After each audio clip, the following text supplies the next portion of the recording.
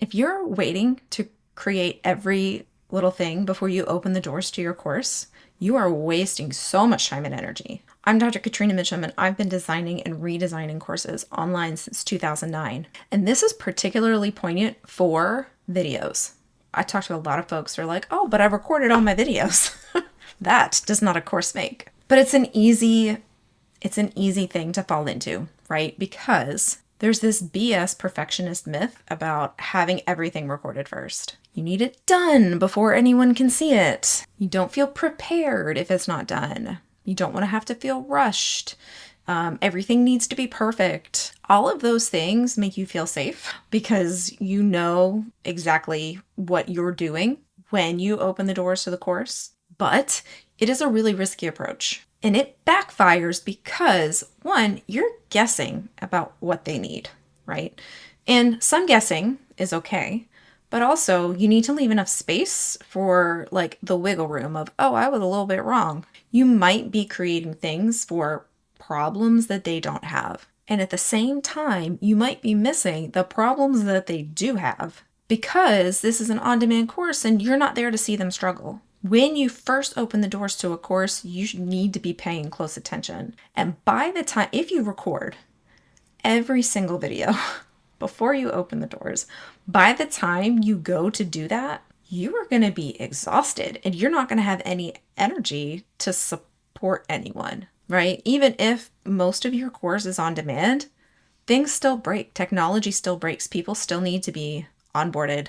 Onboarding and automation still break. And when someone reaches out for help because something's broken or they're lost or they're confused, you need to be able to respond to that. The biggest way it backfires is that if something doesn't work, you have already recorded like 20 videos around the broken thing. And so it becomes a hidden cost doing it this way because so many people that I talk to need to fix their courses, but thinking about doing that re-recording makes their brain melt. It can feel so overwhelming. It can feel like such a heavy lift. And when you're doing it this way, there are some things that you're avoiding, like feedback, which is a really important part of a beta test. So if this is a first run of a course, it's a beta test. And really it should have feedback mechanisms built into it so that you know what they're getting, what they're not getting, what's working, what's not working. You don't want to hear it's not working because they can't finish it or they can't get through it or they can't complete it or they're not getting results, right? You want to know as soon as possible. You're also avoiding iteration, right?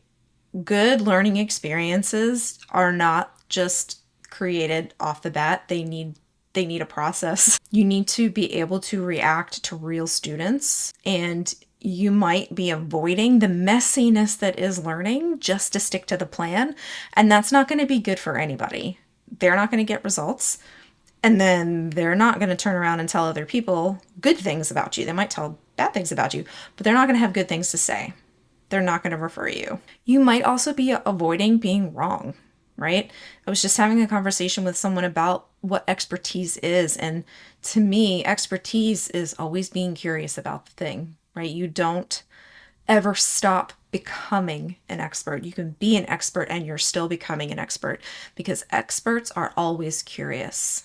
And so if you were the expert, you just need to start getting curious about how people are learning the thing that you're trying to teach them. And you don't want to fall into a re-recording nightmare, right? I'd have to re-record all the videos, kind of becomes the excuse to not make any changes. And that's just going to end up in a course that doesn't do well. But this feedback and iteration and adapting to the people that you have in front of you, at least for at least one round, sometimes it takes a couple, that's exactly what makes a learning experience work. It helps you work out the kinks in the plan. Okay, so that doesn't mean you have to wing it, right? Like if I said, don't record anything, and it made your eye twitch, then this next piece is for you. You're not winging it. You should have a course map. If you don't know what a course map is, go check out my video on course maps. Your course map has goals. It has activities. It has the content that's going to help them do the activities. You know what you're teaching, why you're teaching it, and how you're teaching it. You just haven't pressed record yet or haven't typed things up yet. Remember, video doesn't have to be the only way that you do content. And You can have all the activities planned out. Those are super easy to change. Don't build them in PDFs. Those are harder to change.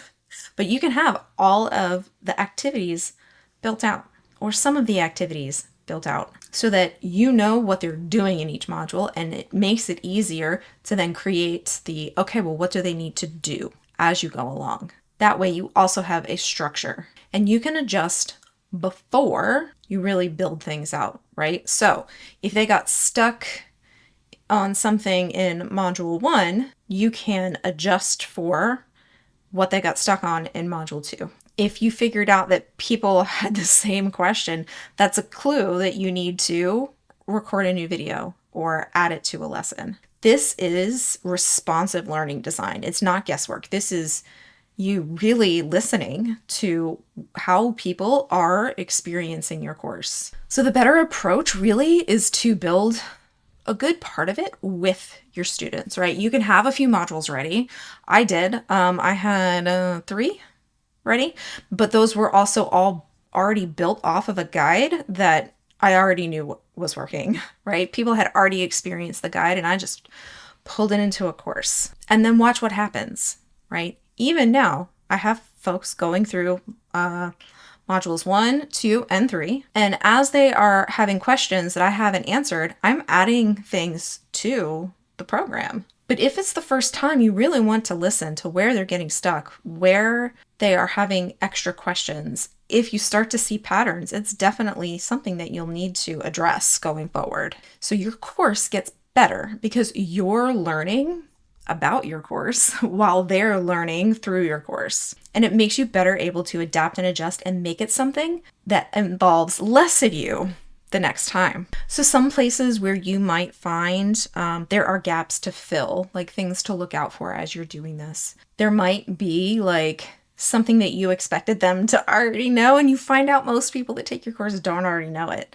One that might be a marketing problem, but it also might be just like an extra lesson or an extra step that you have to build in. Maybe you didn't break something down enough. Another thing is an activity that you thought would take them 30 minutes, because that's how long it takes you, actually took them 2 hours, right? So asking and paying attention to how long things are taking. Really also pay attention to the questions. What gaps are there based on the questions that they are asking? A lot of times I see things that feel, because you're the expert, things that feel like they're obvious or straightforward that actually need to be broken down more into more steps, because it's harder when you're getting started and when you're new to the thing. And if you are, kind of just staying a couple of steps ahead of them in terms of creating the content or recording the audio or recording the videos or however you're going to approach it, then you'll be able to be a bit more responsive to how clients are experiencing it. Now, I am never about absolutes, so there are a few instances where recording it first absolutely makes sense. The first is that you have taught this live multiple times and you know what works. I still would argue to start with the activities and then do the recording, but you do know where the questions come up, and you just need to make sure that you're paying attention to them. And if you haven't watched the video on why you can't press play on a live course to make an on-demand course, then go check that one out. If you have solid data on where students struggle, so like when I took the guide and made it into a course, I already knew, right? Because I had a detailed automated email sequence where I knew where people were getting stuck and where they were getting hung up.